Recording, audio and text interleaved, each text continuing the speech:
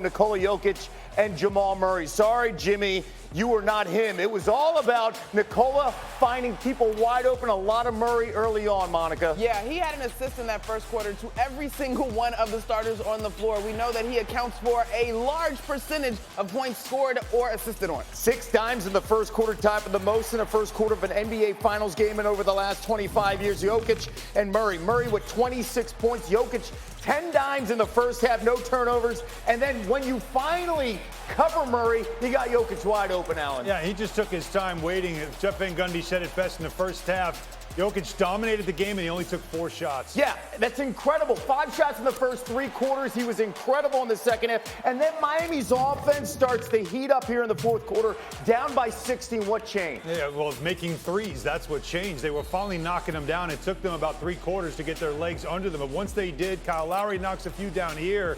And you're looking at the score and you're thinking, wait, this was a blowout. But as we know with the Miami Heat, they never go away. And now all of a sudden, corner 3, we got a ball game. Part of an 11-0 run. Haywood Highsmith had 18 points. They're within 9, but then too much Jokic. Getting everybody involved. Yeah, and I think this is the difference between the series we just saw Miami in versus this Nuggets squad. They are just as comfortable in late games should they get tight. Jokic 27, 14, and 10. Another triple-double. The winners talk. They fight, they never quit, and we just wanted to get the first punch, to hold that team to 93 points. I think it's a really good job. I definitely think they came out with a lot of physicality, and we have to be able to match that. They did their job on their home floor. We'll adjust, do some things very differently, and come out here and be ready to get one for game 2. Well, Murray had 26. Jokic and Murray, just the third pair of teammates to each have at least 20 and 10 dimes in a finals game, joining Michael Jordan, Scottie Pippen, and Showtime. That is Magic and James Worthy. Jokic and Murray combining to score or assist on 87 of the Nuggets' 104 points in Game 1. Back here with Allen and Monica, and Wendy is standing by. Okay, there have been 12 triple-doubles this postseason, 9 of them coming from Jokic. Let's not talk about really the shooting. Let's not talk about the rebounding. When you watch him pass, especially in that first half, who does he remind you of? Patrick Mahomes.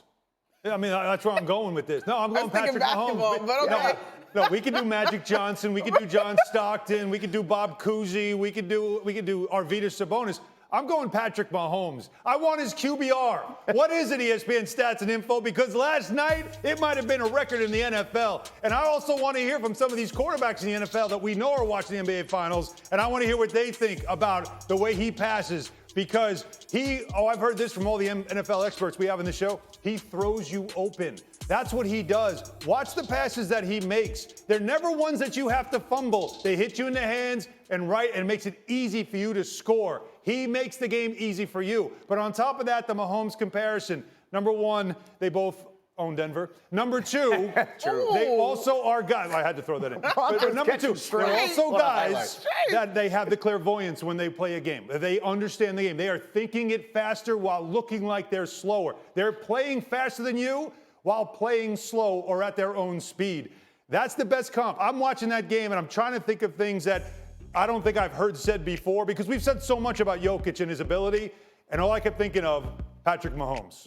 Well, all I did was come up with a cool new nickname for him. Okay. And I'm calling him Optimus Dime. Oh, I like that. Oh, I really like that. That's good. Right? Especially with the How did you just Transformer one-up movie coming out. Literally. I see you. You know what I'm saying? Listen, I think you got to be careful not to call his pace slow. It is deliberate, yes. Right? Because I think slow obviously has a little bit of a negative connotation. And while he's not going to wow you with his athleticism, the best players in the game have control of the pace at which everybody plays. And this guy draws 9 sets of eyes, 5 in terms of defenders, and whatever you decide to do defensively, he has a counter, he has an answer, he's never rushed, and that is something truly to marvel at. So I do like the idea of a QBR. I think last night, and we talked about it going into this game, you wanted to see what Denver's gonna look like now that they finally arrived at this stage. And baby, they came in looking real good. The fit was excellent. The confidence showed through. I thought Aaron Gordon was terrific in terms of making a statement. Oh, y'all gonna give me the paint? Y'all gonna let me seal deep in this paint? Well, I'm gonna take advantage of it in the first quarter. Well, let's look at some of the numbers again behind the passing, right? That again, ESPN Stats and Information didn't get me a QBR, but they do have this. Teammates 14 of 19 off his passes. 14 of 19. Yeah. 3 of 7 from downtown.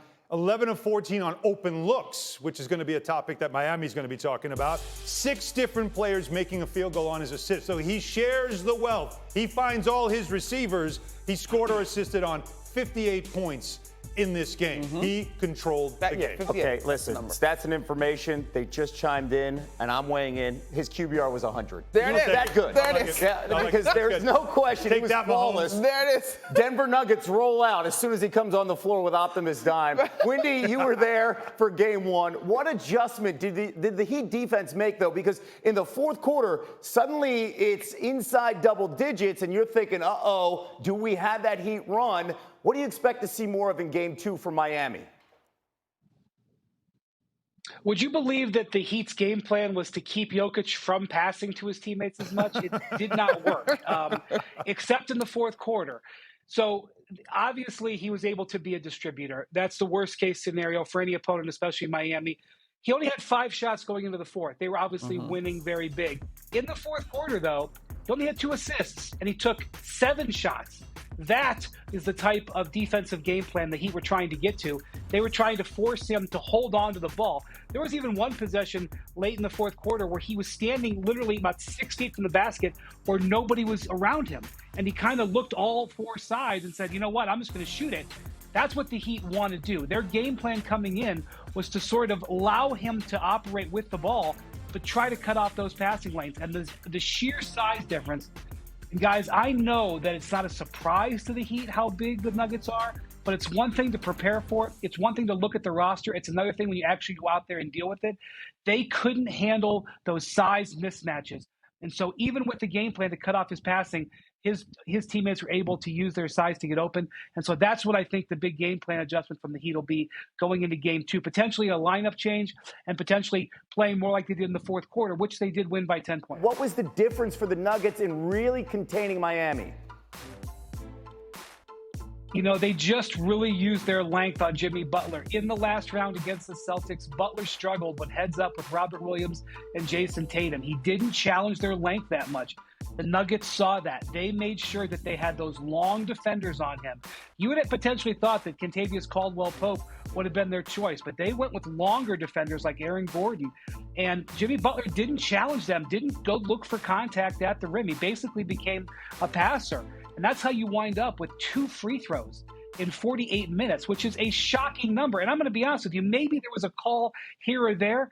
I didn't think it was a controversial game. I didn't think 2 free throws was controversial. Jimmy Butler did not force the action. He did not look at the guy who was bigger than him and say, let me figure out a way to get to the foul line. That is something that they are going to have. We know Jimmy Butler can do it. But since he's turned that ankle all the way back in that series with the Knicks, he has not consistently shown the same physicality. The Nuggets knew that, and it was in their game plan.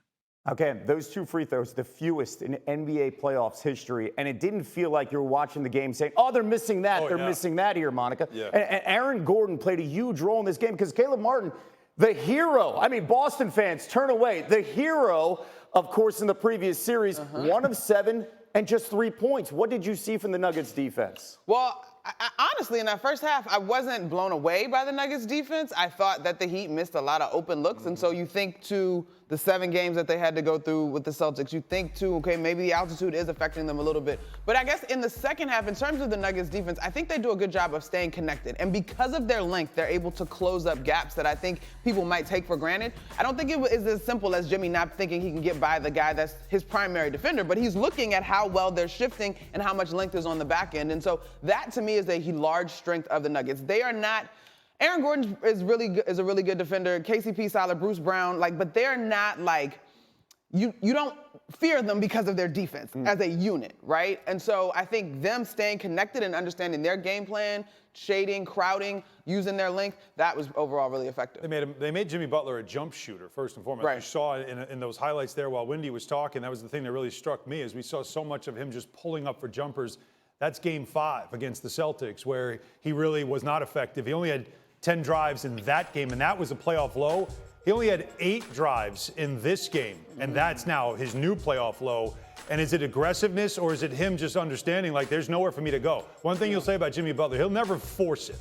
He's not going to just put his head down and just drive in and hope something good happens. He doesn't drive without a plan. And if it's not there, he won't take it. He'll try to do something else.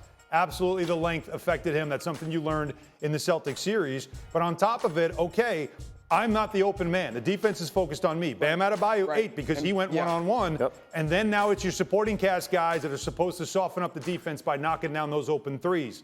They did not do that in this game. And now is that just one game, or is that what this series is going to look like? Game 2 will tell us.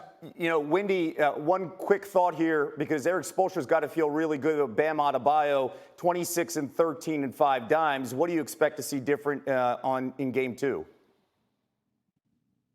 Yeah, the Heat were undefeated in the playoffs. They were 6-0 when Bam Adebayo scored over 20 points. So if you had told Eric Spoelstra before the game that the Nuggets were only going to score 104, I know it didn't feel like this because the game plan was compromised.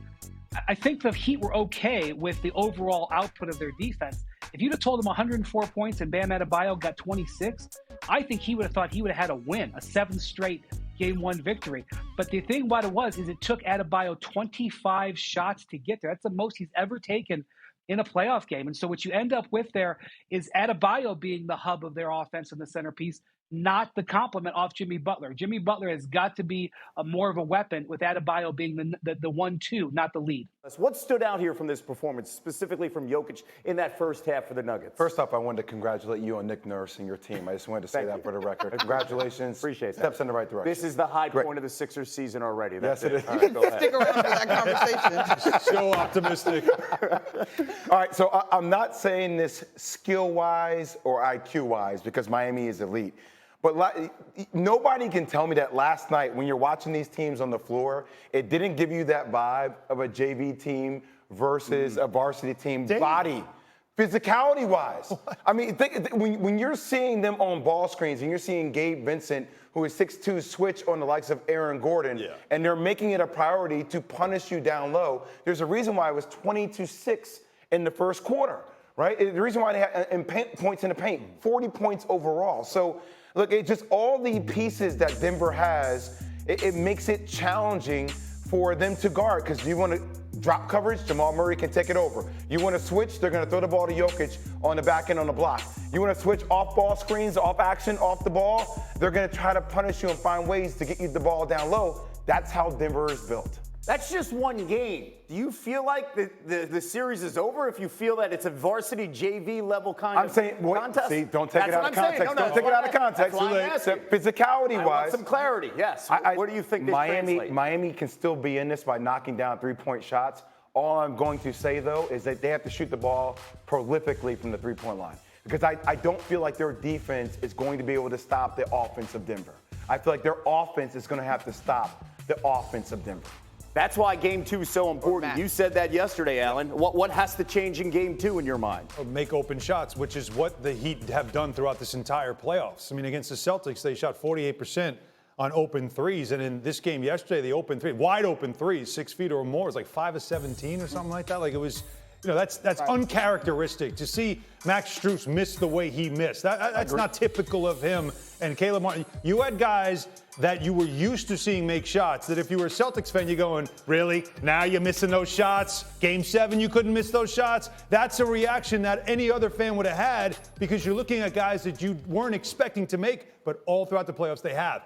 Game 1, they didn't. I don't expect that to continue. In Game 2, they hit those shots. This will be a close game.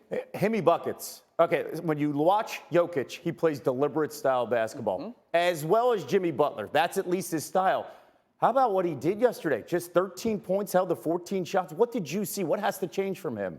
He's got to look to be more aggressive, but he's not a guy that's going to force it. And the length of not just the primary defender on Jimmy, but the length overall on the back line for the Nuggets is a problem. He's closing up gaps. It's taking away driving lanes. I do think that to me, part of the formula that I would look to see if the Heat employ is to look to score a little bit more earlier in the shot clock. Maybe not full on transition, but definitely earlier in the shot clock before that Nuggets defense can load up and start communicating and pointing and understanding where Jimmy is. What made Bam so good last night was when he scored, it was quick.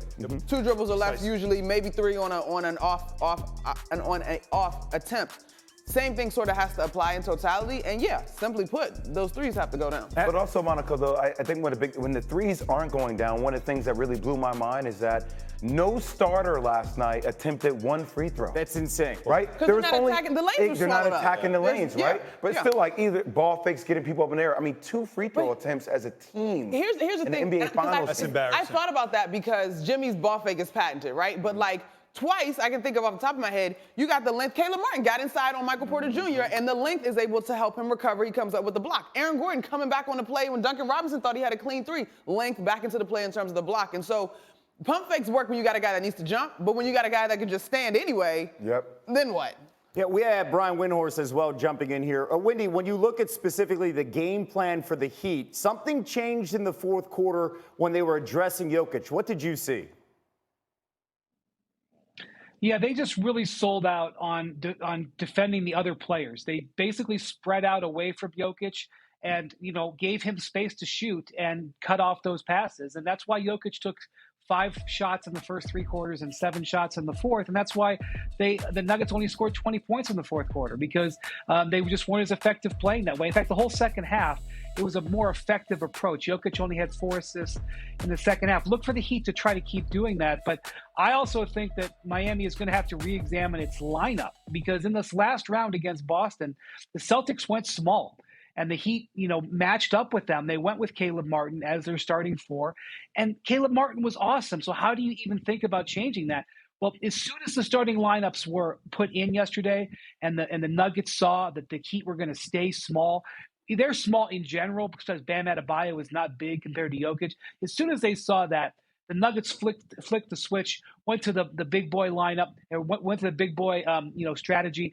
And so I'm not sure that they're going to be able to survive.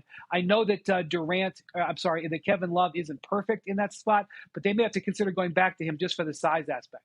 Mm-hmm. When you talk about size, too, we got a big man in that first half that had 10 assists and no turnovers. And you're the point guard here on the set. We'll get to your analogy in a second because I love it.